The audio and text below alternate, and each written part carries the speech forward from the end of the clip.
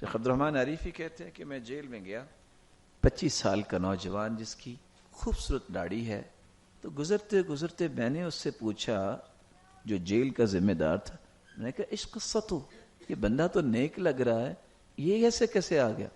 کہتی ہے شیخ تخیل انہ تورط، آپ سوچ سکتے ہیں کہ اس سے گناہ کیا ہوا ہے؟ اس نے کہا کیا ہوا؟ کہا اس نے اپنی بیوی کی گردن کاٹ دی ہے، ذبح کر دی ہے۔ میں نے کہا اعوذ بوجہ اللہ، اس نے کہا میں آپ کو بتاؤں کیسے ہوا؟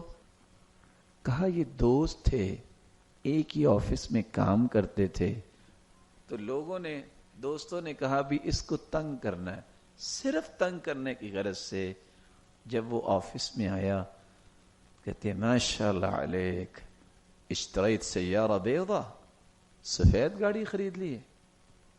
اس نے کہا میں نے تو نہیں خریدی، صرف کہانی بنائی۔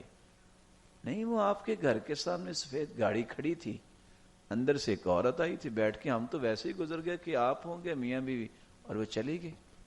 خیر اس نے خیال نہیں کیا۔ 2 دن گزرے، کہتے ہیں ماشاءاللہ علیک اشتریت سیارہ سودا، اب کالی گاڑی خرید لی ہے۔ کہتے ہیں میں نے تو نہیں خریدی۔ پھر وہی کہانی انہوں نے پیش کی کہ بس ہم گزر رہے تھے تو دیکھا گاڑی کھڑی کو اندر گیا تھا، اندر سے ایک عورت آئی اور چلے گئے۔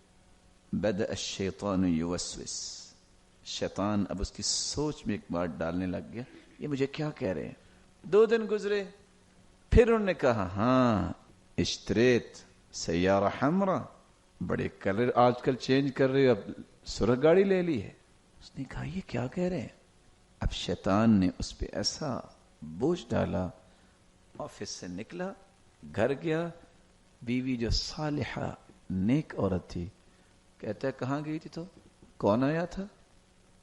یہ ہے بدگمانی۔ اس نے کہا کدھر؟ کیا؟ کہتی اچھا آگے سے جھوٹ بولتی ہو، میرے اتنے دوستوں نے دیکھا ہے۔ اس نے کہا سنو، آپ نیک انسان ہو، میں بھی خاندانی عورت ہوں، اگر آپ کو پسند نہیں آپ مجھے میرے گھر چھوڑ آئے، بس زیادہ بات نہیں۔ اللہ سبحانہ و تعالیٰ کا دین وہ میں نے سیکھا ہے، اگر آپ کو کوئی پریشانی ہوگی ہے آپ چپ کر کے مجھے میرے گھر پہنچا دی۔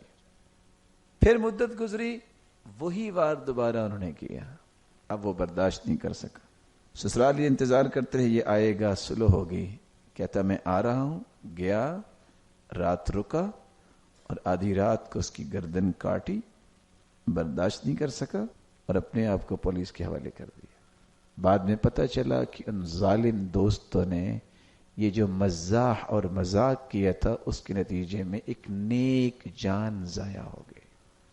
اس لیے اللہ کے رسول صلی اللہ علیہ وسلم نے ایک اصول دیا تھا، انی لامازح ولا اقول الا حقا، میں مزاح تو کرتا ہوں لیکن میں حق بولتا ہوں، جھوٹ نہیں کبھی بولا۔ یعنی آپ نے ایک صحابی کو آواز دی، یا ذل اذنین، او 2 کانوں والے، انہوں نے دیکھا، آپ مسکرا کے کہتے ہیں بھلا کسی کے 3 کان بھی ہوتے ہیں، 2 ہی ہوتے ہیں نا، آپ پریشان کیوں ہو گئے؟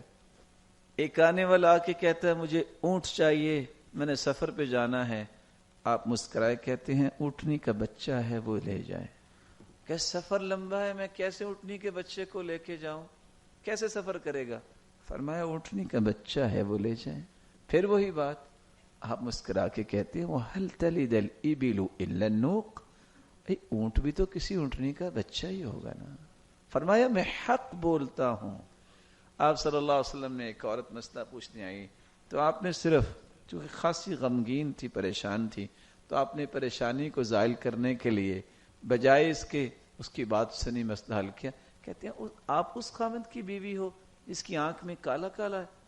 وہ اور پریشان ہو گئی، دوڑی گھر جا کے وَيَتَفْتَحُ عَيْنَهَا زَوْجِهَا، اپنے خاوند کی آنکھ کھول کے دیکھتی ہے۔ اللہ کے رسول نے کہا، اس نے کہا خیر ہے کیا ہوا؟ کہا اللہ کے رسول نے فرمایا تھا، تو وہ بھی عقل مند تھے، انہوں نے غصہ نہیں کیا۔ کہتے اللہ کے رسول نے یہ تو نہیں کہا کہ ساری کالی ہے، ہر انسان کی آنکھ میں کالا کلر تو ہے ہی ہے نا، ساری کالی تو نہیں نہ کہی۔ تو اللہ کے رسول صلی اللہ علیہ وسلم نے مزاح کیا ہے، اس لیے مزاح کرنے میں حرج کوئی نہیں، جھوٹ بولنا یا جس سے نقصان ہو یہ مزاح نہیں کرنا چاہیے۔